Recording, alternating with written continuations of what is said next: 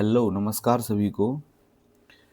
देखिए, आज हम पढ़ने वाले हैं वन लाइनर चैप्टर 3 के क्लास 10th में। जो चैप्टर 3 है पेयर ऑफ लीनियर इक्वेशन, उसके हम वन लाइनर्स आज देखने वाले हैं। ठीक है। चैप्टर का नाम क्या है? दो चर वाले रैखिक समीकरण युग्म, है ना। Pair of linear equation of two variables, ये है चैप्टर का नाम। देखिए यहाँ पर क्या है, ये चैप्टर 3 है। इसके जो वन लाइनर गवर्नमेंट ने दिए हैं उनको हम आज डिस्कस कर लेते हैं। सबसे पहला पॉइंट क्या है? दो चर वाले रैखिक समीकरण युग्म को प्रदर्शित करने वाला मानक रूप a1x plus b1 by plus c1 equal to 0 एक इक्वेशन, और दूसरी equation a2x plus b2 by plus c2 equal to 0। देखिए यहाँ पर वेरिएबल क्या क्या है, एक x वेरिएबल है और एक y वेरिएबल है।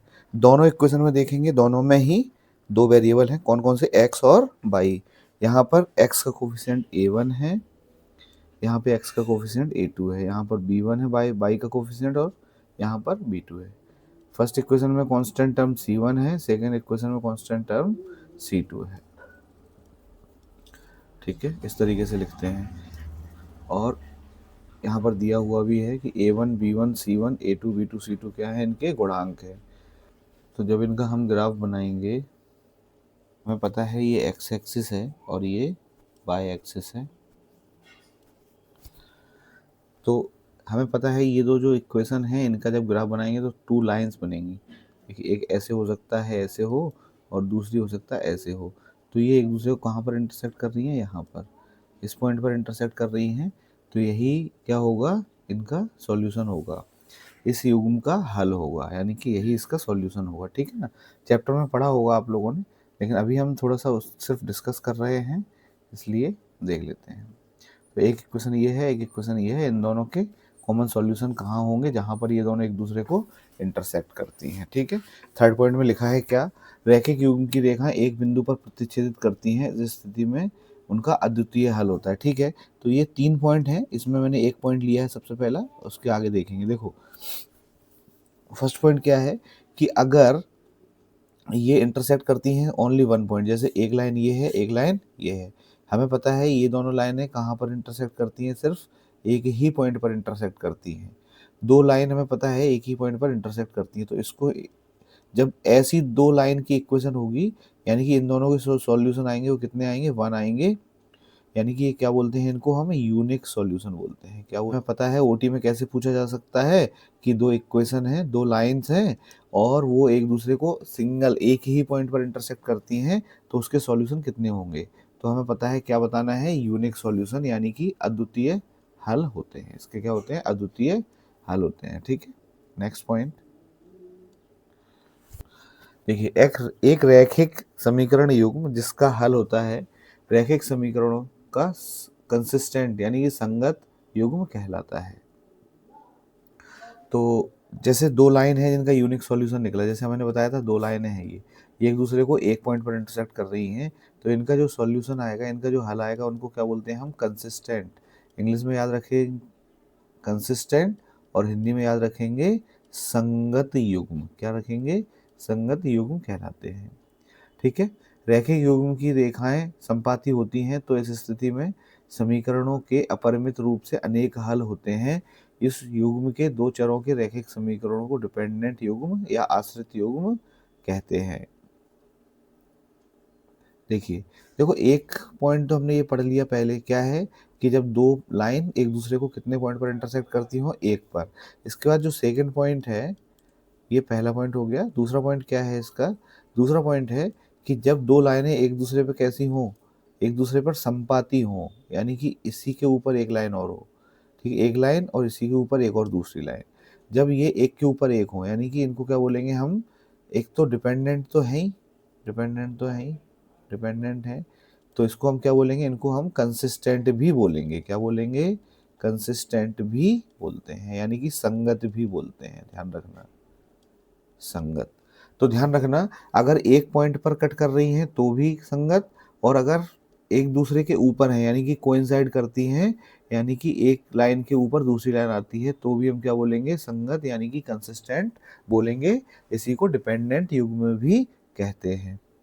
अच्छा, इसके मैंने बताया था इसका क्या होता है, यूनिक सॉल्यूशन बोलते हैं इसको, यूनिक सॉल्यूशन यानी कि अद्वितीय हल। इसके कहते हैं अनेक हल। क्या कहते हैं, अनेक हल होते हैं इसके। क्या होते हैं, अनेक।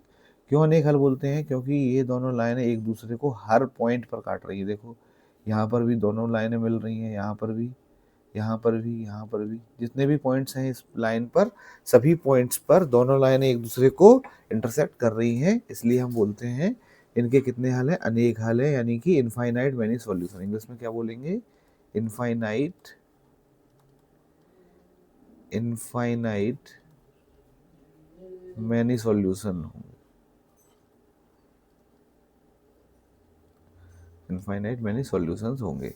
ठीक है, इनको कंसिस्टेंट बोलते हैं। एक तीसरा और आता है इसके बाद, कि अगर दो लाइनें एक दूसरे को कट ही नहीं कर रही हैं, ऐसी रेखाएं कब होंगी, जब वो दोनों एक दूसरे के क्या होंगी, समांतर होंगी। क्या होंगी, समांतर होंगी। तभी ऐसा होगा कि दो लाइनें एक दूसरे को इंटरसेक्ट नहीं करेंगी, एक दूसरे को नहीं काटेंगी। कोई भी दो लाइनें दुनिया में हो, जैसे एक लाइन ये बनाई मैंने, एक लाइन ये बनाई और एक लाइन ये बनाई, तो मैं आपको बोलूँ कि बताइए क्या ये एक दूसरे को कभी काटेंगी, तो हाँ काटेंगी। इधर जाएंगे तो नहीं काटेंगी, इधर हम बढ़ेंगे तो नहीं काटेंगी, लेकिन अगर हम इधर से पीछे की ओर जाएंगे तो ये काटेंगी। ठीक है, तो ये हमें क्या रखना, ध्यान रखना है। ठीक है, अभी एक दूसरे को नहीं काटेंगी, तब इनके हम बोलते हैं कोई हल नहीं होगा। क्या बोलते हैं, कोई हल नहीं होगा, इनका कोई हल नहीं बोलते हैं। इंग्लिश में क्या लिखते हैं, no solution, no solution. English में नो सॉल्यूशन लिखते हैं, हिंदी में लिखते हैं कोई हल नहीं। कब, जब ये क्या हो, समांतर हो। इस कंडीशन को हम बोलते हैं इनकंसिस्टेंट। क्या बोलते हैं, इनकंसिस्टेंट। तो ठीक है, ये लाइन की इक्वेशन दी गई होंगी, उनको देख के हम बता सकते हैं। यही तीन कंडीशन हमें ध्यान रखनी है, यही तीन कंडीशन होती हैं। ठीक है, देखते हैं। देखिए, दो चर वाले रैखिक समीकरण युग्म की रेखाएं समांतर होती हैं, इस स्थिति में कोई भी हल नहीं होता। ये मैंने बता दिया। अगर दो लाइनें क्या हैं, सॉरी ये पैरेलल हैं, अगर दो लाइनें तो क्या होंगे, नो सॉल्यूशन, नो सॉल्यूशन। और मैंने अभी बताया क्या होंगे, ये इनकंसिस्टेंट यानी कि असंगत। क्या होंगे, असंगत, असंगत युग्म होंगे। ये दोनों लाइनें कैसी हैं, असंगत हैं, यानी कि एक दूसरे को कभी भी नहीं काटेंगी। ठीक है, तो ये तीनों पॉइंट याद रखने हैं, क्योंकि आपके ओटी में पूछे जा सकते हैं।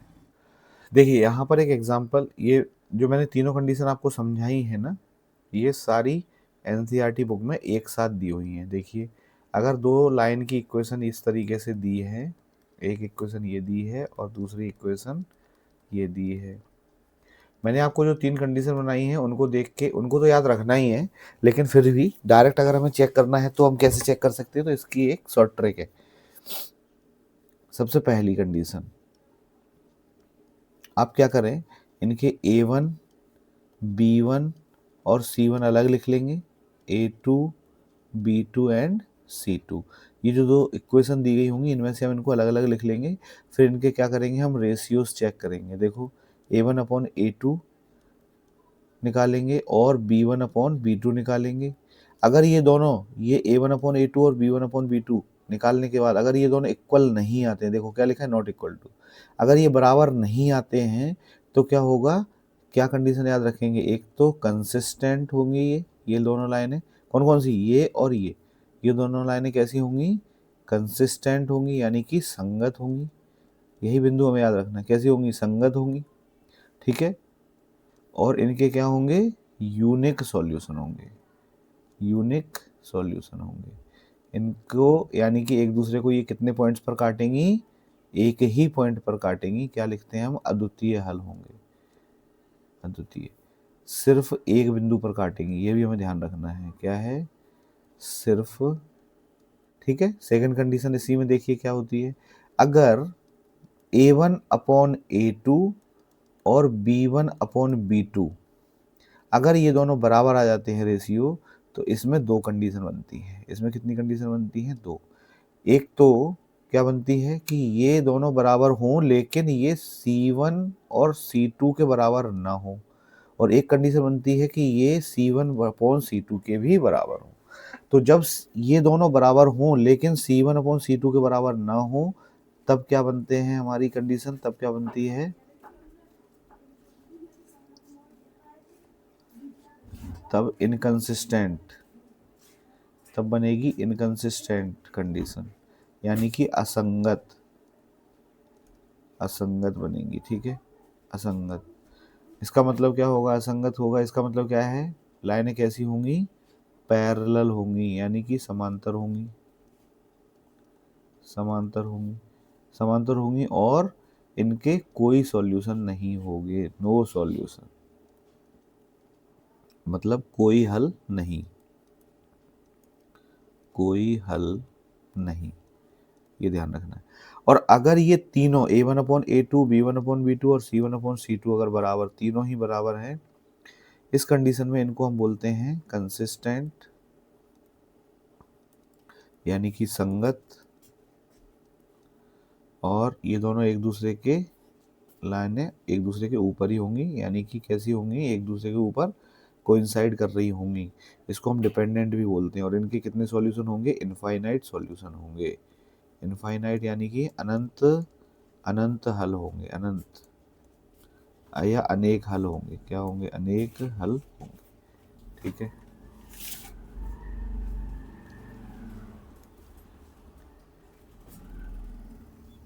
इसको हम एक एग्जाम्पल के हेल्प से समझने की कोशिश करते हैं। लास्ट पॉइंट क्या है इसमें देख लेते हैं। रैखिक समीकरण युग्म पे ग्राफीय विधि द्वारा हल में दोनों समीकरणों को ग्राफ में प्रदर्शित कर उनके प्रतिच्छेद बिंदुओं के निर्देशांक ज्ञात करते हैं, जो समीकरण युग्म का हल होता है। ठीक है, अगर आपको दो इक्वेशन दी गई होंगी, अगर जैसे आपको A1x plus B1y plus C1 equal to 0 और A2x plus B2y plus C2 equal to 0, इस तरीके से दो इक्वेशन दी गई हैं अगर, तो इनके हम चेक करने के लिए क्या करते हैं, हम इनके ग्राफ बनाते हैं इस तरीके से, और ग्राफ में देखते हैं कि वो दोनों एक दूसरे को कितने पॉइंट्स पर काटती हैं, उतने ही उसके हल होंगे। एक चीज़ ध्यान रखना कि इनको हम, जो हमने अभी लास्ट अभी 1 मिनट पहले डिस्कस किया है, इनके हम रेशियो निकाल कर भी चेक कर सकते हैं, और रेशियो नहीं निकालना है तो ग्राफ बनाकर भी चेक कर सकते हैं कि इनके हल कितने होंगे। यहाँ पर देखिए लास्ट में एक एग्जाम्पल मैंने लिया है एनसीईआरटी बुक से, आपको ग्राफिकली चेक करना है इसमें कि जो है ये दोनों लाइनें कैसी हैं। देखो दो इक्वेशन दी गई हैं, मैं आपको यहाँ पर हल करके बताता हूँ इसको। x plus 3y equal to 6 और दूसरी है 2x minus 3y equal to 12। ये एक एग्जांपल अच्छे से समझना। देखिए यहाँ पर इसको कंपेयर करिए आप, A1x plus B1y plus C1 equal to 0। Actually 6 इधर है, इधर भी ला सकते हैं, यानी कुल मिलाकर 6 की वैल्यू हमें यहीं से देखनी है। ठीक है, तो देखिए A1 की वैल्यू यहाँ पर कितनी है, 1, B1 की वैल्यू कितनी है, 3, और C1 की वैल्यू कितनी है, माइनस का 6। क्यों, क्योंकि 6 को उठा के इधर ले जाएंगे तभी तो हम इससे कंपेयर करेंगे, तो इधर जाके क्या हो जाएगा, माइनस का 6। ठीक है, इसी तरीके से यहाँ A2 की वैल्यू कितनी है, 2, B2 की वैल्यू कितनी है, -3, और C2 की वैल्यू है -12। क्यों है, क्योंकि हम 12 को भी इधर लेके आएंगे तभी हमारा कंपेरिजन होगा। ठीक है, अब A1/A2 हम रेशियो निकाल के देखते हैं। देखो A1/A2, A1 कितना है 1 और A2 कितना है 2। ठीक है, अब B1/B2 निकाल के देखिए, 3/-3। अब देखिए आप इसको सॉल्व करेंगे तो ये आएगा -1 और ये आया 1/2। तो हमें यहाँ देख के क्या पता चलता है, A1/A2 not equal to B1/B2, ये दोनों बराबर नहीं है। तो जब ये दोनों बराबर नहीं, तो मैंने आपको क्या बताया था, ये कैसे होते हैं, कंसिस्टेंट होते हैं, संगत होती है, कंसिस्टेंट यानी कि संगत। इसके कितने सॉल्यूशन निकलते हैं, एक ही निकलता है, यूनिक सॉल्यूशन, अद्वितीय हल बोलते हैं। क्या बोलते हैं, अद्वितीय हल, यानी कि एक ही हल निकलेगा। ठीक है, यहाँ से हमें वैसे पता चल गया है कि इसका एक ही हल होगा। ठीक है, अब वो हल क्या होगा वो निकालना है, तो कैसे निकालेंगे, हम इसको ग्राफ बनाएंगे। ठीक है, लेकिन कुल मिला के हमें यहाँ ये पता चल गया कि ये कंसिस्टेंट यानी कि संगत हैं दोनों लाइनें, ये और ये, और इसके कितने हल होंगे, यूनिक यानी कि अद्वितीय हल होंगे। इसको ग्राफिकल मेथड से हम करने की कोशिश करते हैं। देखिए यहाँ एक हम टेबल बना लेते हैं, ये x और ये y। देखिए यहाँ पर x की जगह 0 रखिए इस वाली इक्वेशन के लिए, x plus 3y equal to 6।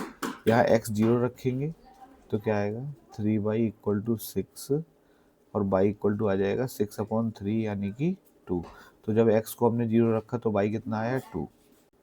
एक बार चेक कर लेते हैं, y को 0 रख के चेक कर लेते हैं। y को अगर हम 0 रखें, y को 0 रखेंगे अगर यहाँ, तो y को 0 रखिए इसमें, y को 0 रखेंगे तो क्या आ जाएगा x plus 3 into 0 equal to 6। तो ये 0 हो गया यानी कि x की वैल्यू आ गई 6।